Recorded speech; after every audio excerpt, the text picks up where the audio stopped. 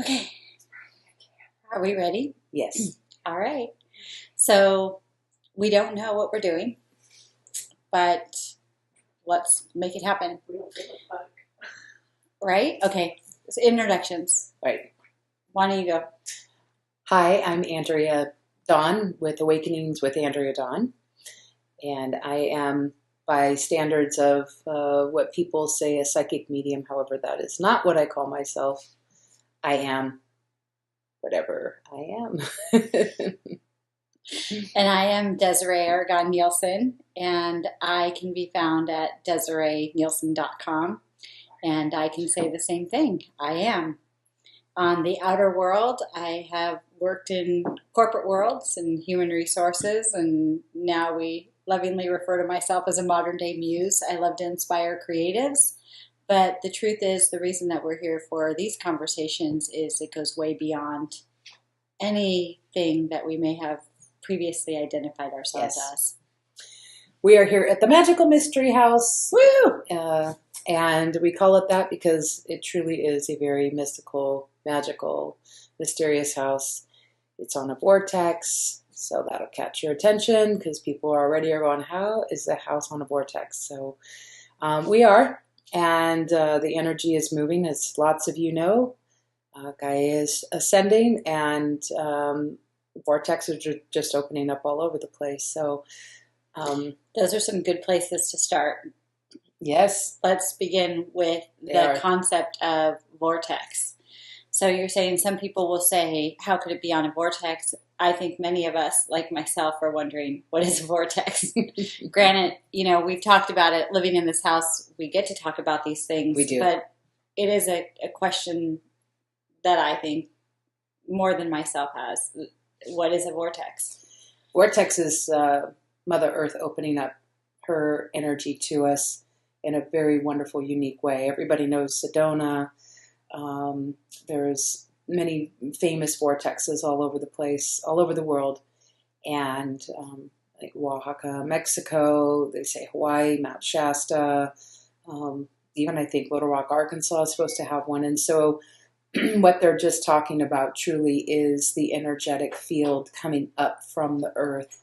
And this spiral energy can literally, if you're stepping into it, make you lightheaded, your stomach feel queasy. You almost just feel like you stepped into another dimension. So that is, by definition of what my experience is, that's what a vortex is. Okay. So I love that you talked about a little bit about that lightheadedness, that queasiness. Sometimes we will get a little bit silly or giddy around here. It won't be a surprise if it comes up in the conversations. But talk a little bit about this concept of being interdimensional. Like, what does that look or feel like if somebody feels like they're experiencing something between dimensions? What might you see or feel or hear? Well, right now, there's a lot of dimensional energy going on from the third dimension and just moving its way up. You're going to hear probably people talk about the fifth dimension, moving into this almost as a vortex that you literally are at a place where you have no idea. It just happened to me so strongly yesterday on the way to the dentist, and I could not remember for the life of me the name of the street I was driving in. I have driven on it, and I've been to the dentist several times, could not remember how to get there, what street I was on, and how to pull up Waze and drive all at the same time. And I was even more, I wasn't frustrated. I just could not figure out where I was and how to get there. And I didn't feel I was here. It was so foreign, but yet it was the same, but different because I was in this place I was driving, but I just did not feel like I was driving. I was completely in a different dimension at that point. So a little bit more on that, because everybody's feeling it differently. And so not just having this lightheadedness, there's this extreme tiredness right now because our physical bodies being in another dimension or trying to catch up. So headaches, just random headaches coming on, to the point where you even might see people, I'm going to say the word shapeshift, where you just happen to be looking at someone and you're so relaxed that something shifts and you're like, what the heck was that? There's just a lot of, the trees might look like they're breathing. The clouds might look like they're moving in all different directions. The birds are coming up right up to you. There's a lot of change. There's a lot of exposure to these different kinds of things that will seem normal but different. So the other day, we had a friend over, and she left the house, and when we walked out, in front of her car was a bird. Now, you're probably thinking, there's a bird outside in front of her car. But no, it wasn't in front of her car, like in front of where the car was parked. It was in front of her door. And as we came out through the garage so that she could go to her car, which was parked in the driveway, the bird stayed there. Wow. And stayed there. And stayed there as we approached it, right? Yeah. That would be an example of something that you would describe as potentially an interdimensional experience. Right. We have sometimes different critters that you'll see around the house that maybe you spot them, but I wouldn't see them because I'm not experiencing the interdimensions in the same way. Right. So, like, maybe there was like a furry one, or I feel like... my squirrel experience walking out, I feed the squirrels. And I walked outside, and in my own world, I had the bread, and I'm walking, and I walked right past a squirrel. Didn't even move. He just kept doing his little thing in the dirt. Really, it was kind of on the tile by our pool. And I'm walking all the way back through the pieces of bread. And as I was walking back, I realized he didn't even move. And I was within 2 feet of him. Had, flip-flops, so it wasn't like I was quiet. And as I walked past him, this time I was noticing he didn't even move. I walked around the pool and I said, "Hey." And he looked up at me like, "Where'd you come from?" And I said, "The food's over there." And he looked at me like he completely understood, and he started to walk that way. Not scurrying, nothing, just taking his time, just walking over to where I always put the bread. And I just turned around, and it's still kind of, because first of all, I didn't even notice myself, and that it was so easy. It felt natural. Because I'm in the other dimension, and he didn't even see me until I came out of it, and then I got his attention. In this world. In this world. So this was an example of where you weren't spotting something in a different dimension. It was that you were spotting something that was in the dimension that you're most used to, but you had left that dimension, so therefore he couldn't see you until you came back into the dimension that you're most used to. Yes. And then you could get his attention. Right. But he was definitely... He was surprised by your appearance. Yes. Right? Yes. The way we're surprised by certain things appearing when they're unexpected. Yes. Another example I feel like you've had a lot is you'll be looking at something like a scenery, maybe it's a wall with a painting on it, and all of a sudden you'll have that moment where it changes what you're viewing. So gosh. You'd look out, for example, where I used to live, you would look out at the lake. Yep. And all of a sudden, it would become something else entirely. Yes. Can you talk about that? Yes. Where I did mention the trees breathing, which I've had that experience as well. It's when you get into, I'm going to call it the zone, whether you call it meditation or just relaxed, the most relaxed. And so just, being at her old place and looking out this one window, there was this lake, some rocks. But every time I would look out at it, it looked like a completely different setting. There was no water. It was, the colors changed. And so I can't even remember now. I think it was a hill and the rocks were the something else. Sometimes then I'd have to do this, what am I looking at? We do that. We're kind of like rub the eyes going, okay, what was that? Seeing fairies, people do that a lot. They're like, what was that little speck or the dust that kind of goes zigzag right in my face. It's not dust. It's fairies. They do like to be in your face. Yes, they do. Yes, they do. Making themselves known. Right? Okay. So we talked a little bit about what a vortex is, and we talked a little bit about moving through dimensions. And those are all sort of fun and interesting things that we've been learning about each other as we've got to know each other through the years. And so we'll probably talk more about some of those kinds of things. But what really led us to want to record tonight is something a lot bigger. Yeah. So let's hop into this idea of ascension, and let's just go straight in and talk about what's coming up related to a concept you may have heard before called ascension. I guess let's start there. What had you heard prior to, I guess, becoming the spiritual alchemist you are now, prior to this experience of being who you are today? Going back maybe 5 years, 10 years before you did, like, I want to say sort of that full embracing of your spiritual truths. Yeah. What would you have understood ascension to be, and how is that different from your definition of it today? I think I'd probably have to go back to the Christian background that I have, the Bible reading that I have done, and I think that was my first idea or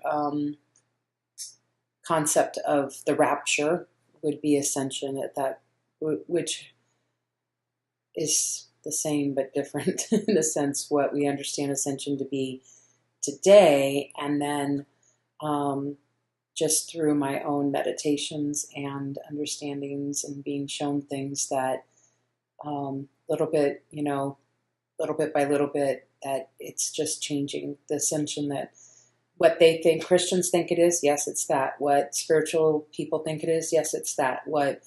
Whatever, there's a little bit of it all rolled up into one. Okay, so that sounds kind of interesting, but convoluted. Yes.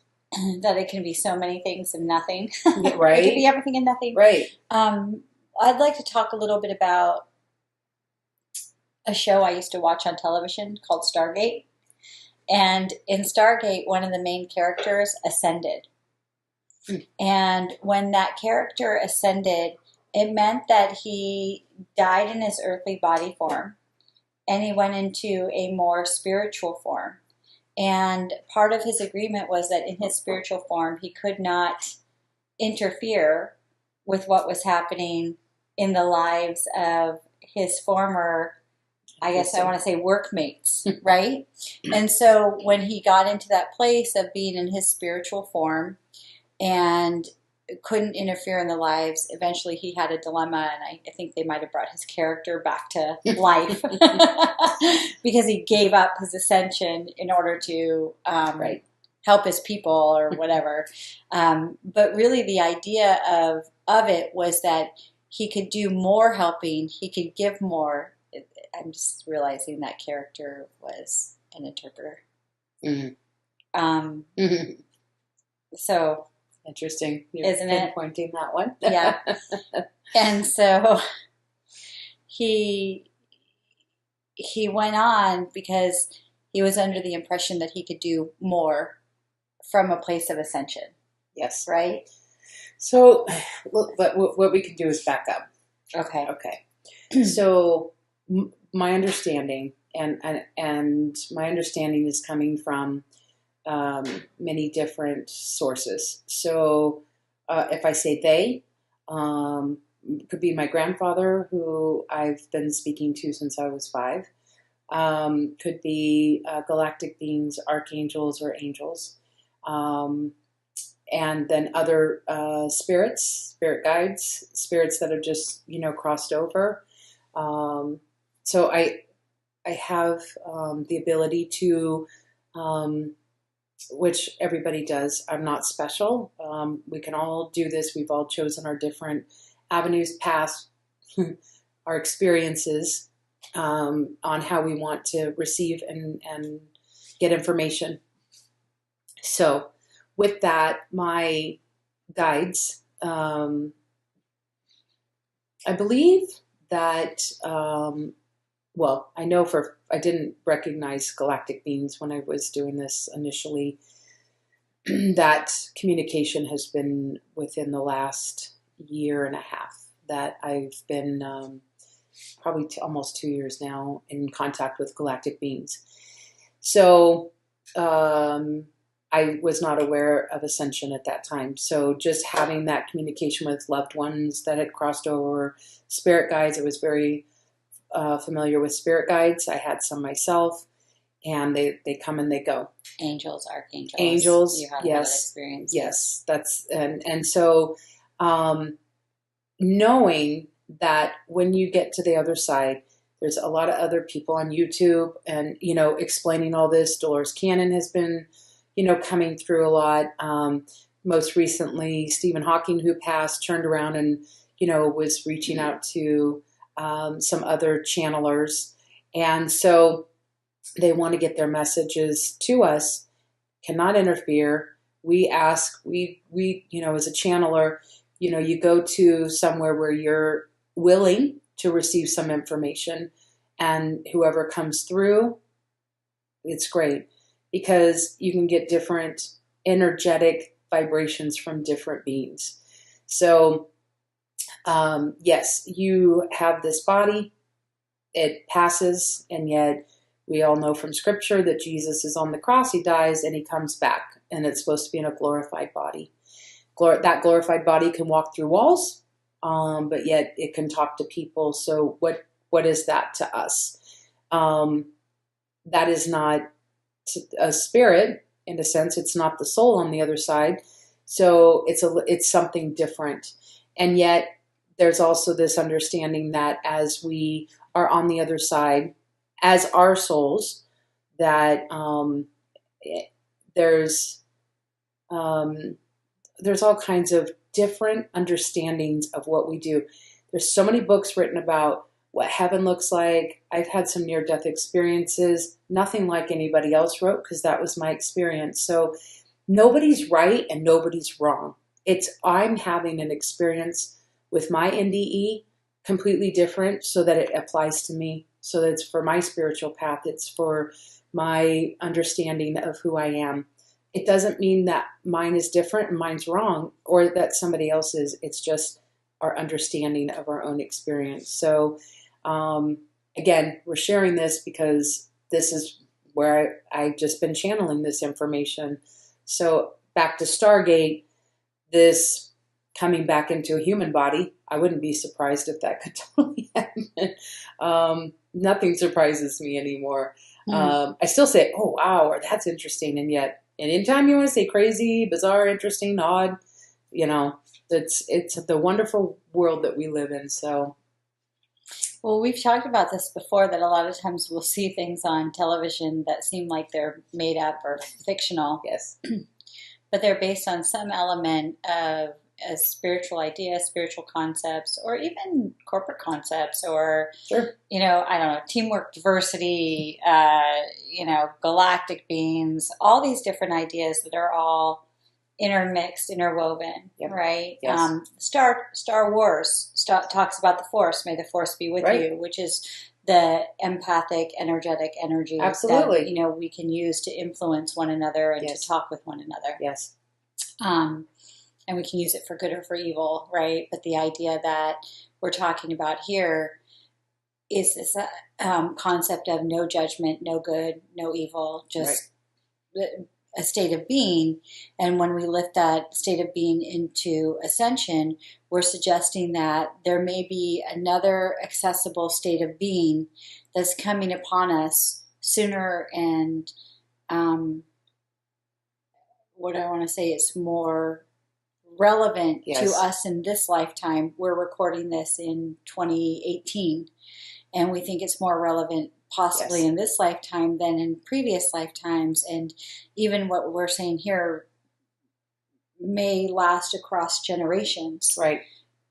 We just are sharing, I guess, what's coming up. Yes. I think it's better to say Andrea's sharing what's coming up, and I'm asking a lot of questions about it because I'm trying to the best of my ability to receive it, to step into it, to give all that I have to give in this lifetime and the beyond.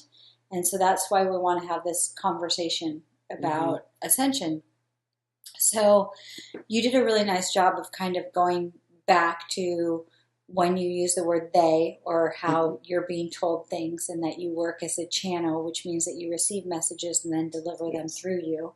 I guess one of the things that I still don't know if I quite know is, how is that idea of assumption related to what your understanding of rapture was? Because you said that they're connected, they're same but different, right? Yeah.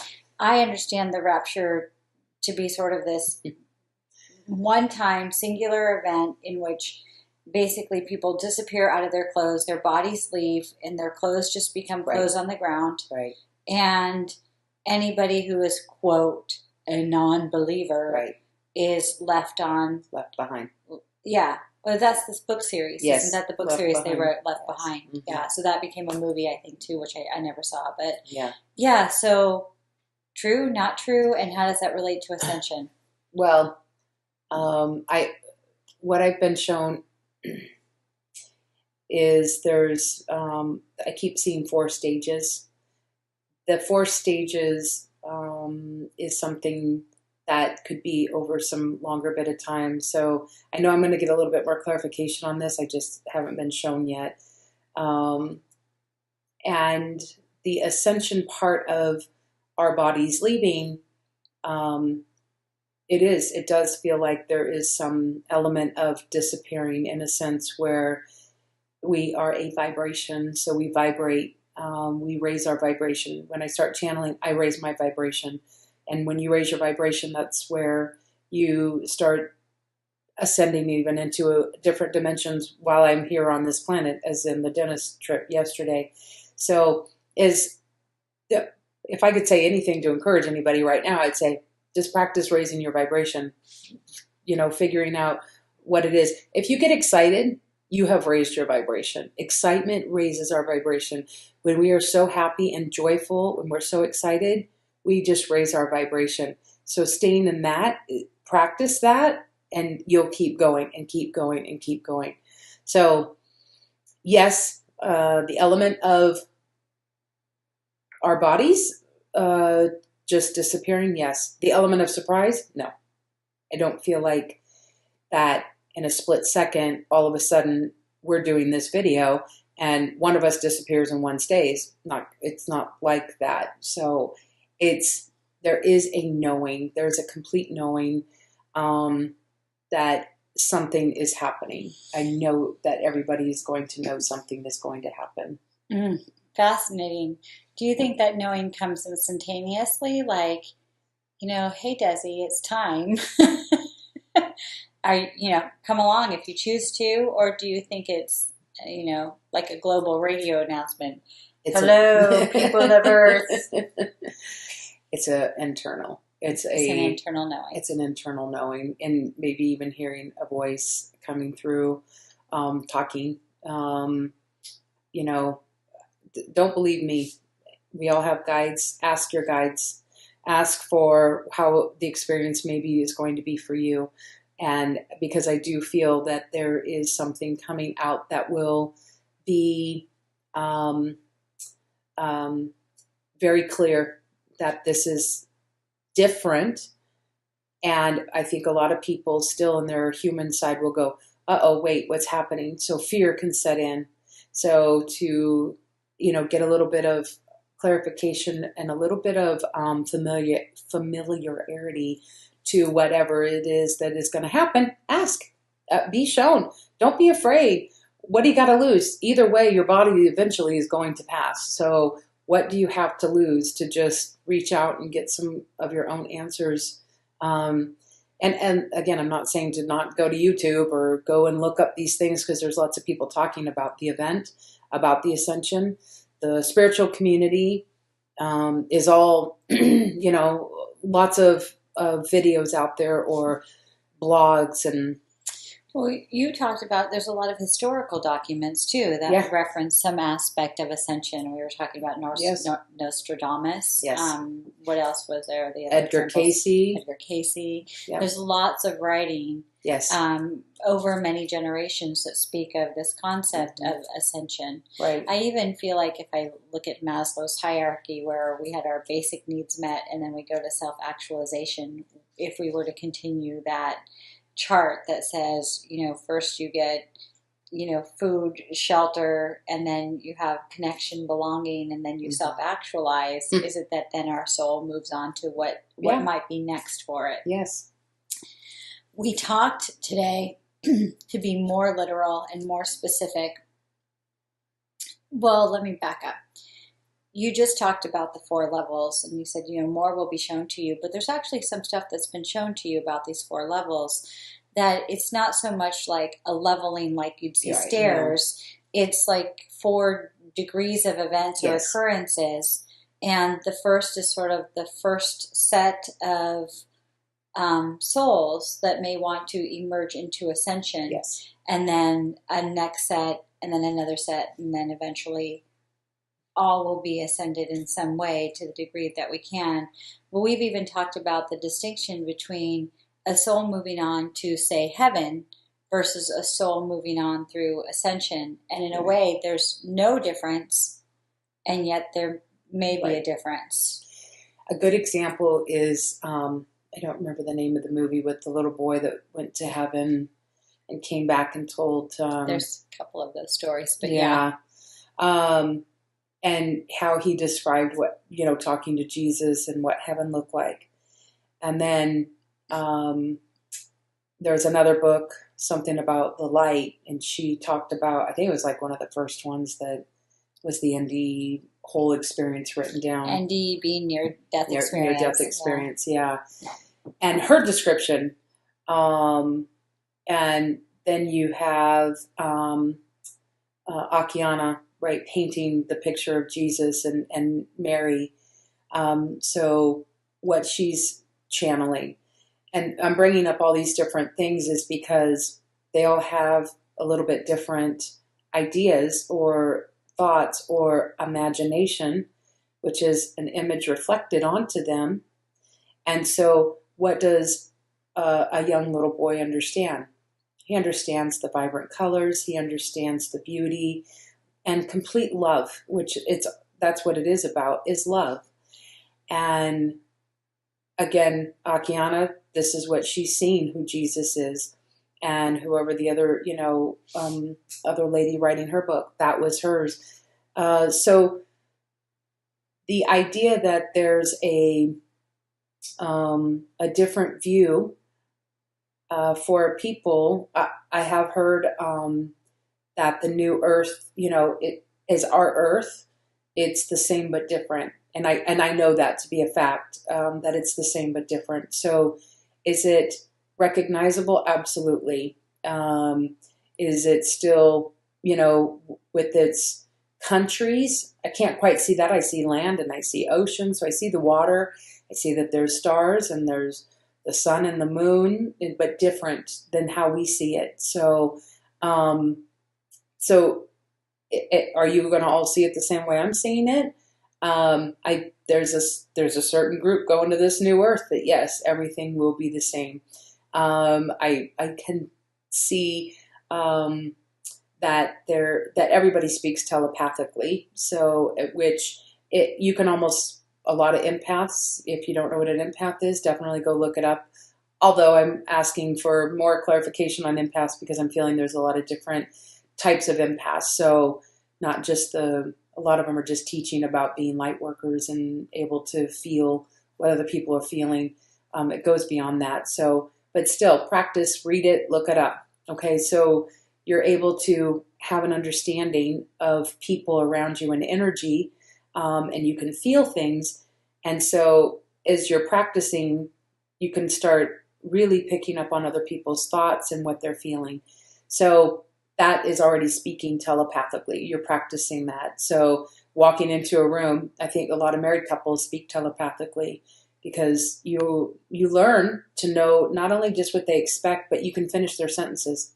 they start to say a word and you go, oh yeah. You're like, well, how'd you know what I was going to say? That's speaking telepathically. It's very common. We just brush it off as if it's, I've been married a long time. I know. No, you start speaking telepathically. You do it with animals. So we are already in that dimension where we are doing these things. So that is one thing that is on the new Earth, and the colors are different. So I see such vibrant colors on this new Earth, and it's just amazing that it's almost as if our colors 100 times more electrified, really. It's like their energy. It's amazing. Well, you talked about how there's so many different experiences. There's so many different near-death experiences. I had somebody actually who was talking to me about the fact that they had a near-death experience, and they were saying that they joined a community to talk with others about near-death experiences and actually found themselves not wanting to be in that community because it's like it became overwhelming just hearing the sheer variation of stories and then only identifying with just that piece. And they felt like it was not right for them at the time that they stepped away from it. But initially, when they first got into the communities, just to have other people who had these experiences was comforting. Yes. Because when they came out of the images that were reflected upon them during that time of their death, when they were not alive, but somehow they were resuscitated in whatever way that occurred. There was an isolation feeling because the people that were immediately around them that hadn't had NDEs couldn't relate. Right. So you come to this description for us and you tell us, oh, there's example of this boy and there's example of this woman and this person who was able to draw this beautiful picture and all of these things. But I guess we're still stuck with, okay, so when they tell their near-death experiences, it's not uncommon to talk about vibrant colors and love and telepathic and a lot of movement. A lot of times they say, like, when the different entities move amongst each other, they float rather than, walk in a heavy body kind of way. Right. So I still have a hard time understanding how is that new Earth, this ascended Earth, different from heaven? It is heaven. Heaven is here, or hell is here. So this new Earth, in a sense, is it is what we would want to call heaven. In a blissful, if we think of it, we want to think of it as a blissful state. Healing and just love, and that's really the ultimate state of being. So one of the things that we read about or talk about or have felt or experienced was this idea that we could create this heaven on this earth. Why a new earth, or why ascension, as opposed to having heaven? I asked that too. Live here. Well, heaven is here. You make your heaven and hell. So whatever you choose how you're going to live your life, this is heaven or hell. And so having that choice now is also you have free will, so you'll have the opportunity to ascend, to go to a more beautiful place. Why? We've been doing this for millions of years. This is what we do. The earth, she sheds her skin, she ascends, and we start over. And so, which is crazy because it's like we have all this knowledge of technology, we have all this knowledge of this, we have all that knowledge, and it's not that we don't forget our knowledge. It's just that the earth changes, and so it's living here without all of the technology, living here, having to start over, to learn how to farm again. How do you get your food? How do you grow a garden? How do you get any kind of power? Will both worlds need to relearn? No. So if you were to ascend and be in the new world, the ideas and technologies and things come with us? There's no need. There's no need for them at all. Are we oxygenarians, eating air? You can be if you want to. Well, we could be that now, here Yes. and now. So There's I got everything we can do here and now. And so there. I mean, the because you don't ascension need, is just more of a collective doing it. it is more of a collective. If we truly understand the expansiveness of oneness, that if we are all one, it's about taking care of each other and loving each other. So that's the expansive part, is to bring that back to the oneness. It's about the people, because you are them and they are you and I and everybody. And so if we're not in a place of taking care of one another, then we are at the most farthest expansive place that we can be. We are almost separated, maybe some are hanging on by a thread, right? It makes sense to know that the farther you get away from understanding oneness, the more that your experiences are, maybe violence, maybe just complete lack of judgment. Yes, pain, right. Suffering, Yes. discomfort, disease. Right. And the more you understand the oneness, the more you absolutely care and love about humanity. Peace, love, yes, gentleness, right. Easy interactions. People want to say light, dark, good, evil. There is absolutely no judgment. There's no good and evil, or good, bad, evil. Evil is created out of your own fear. So you fear, false evidence appearing real. So it's all created on whatever it is that you truly fear. Because as we're experiencing this, right, I was told a couple weeks ago by my guides, there's no life path, there's no life purpose. I was like, what? Well, I know when I got laid off from work, I said, I'm going to go do my life path, which is what I'm doing now. I thought, this, my life path, yay, feels good to be on my life path. And I'm all, so what is it? And they're all, everything is an experience. You're right. Everything is. So whatever your experience is, you give it the label of good, bad, wrong, right. Because when you get on the other side and you look back, it's your experience. You are not judged. There's no God in heaven judging you for the things that you experienced. Okay. So I feel like this is a good spot to break, because I feel like we've talked about a lot of different concepts. We have so much more to say about all of this. We were just sitting downstairs having roasted vegetables, and I was asking, I think I was like, practicing my best Barbara Walters. Well, tell me this, Andrea. You were.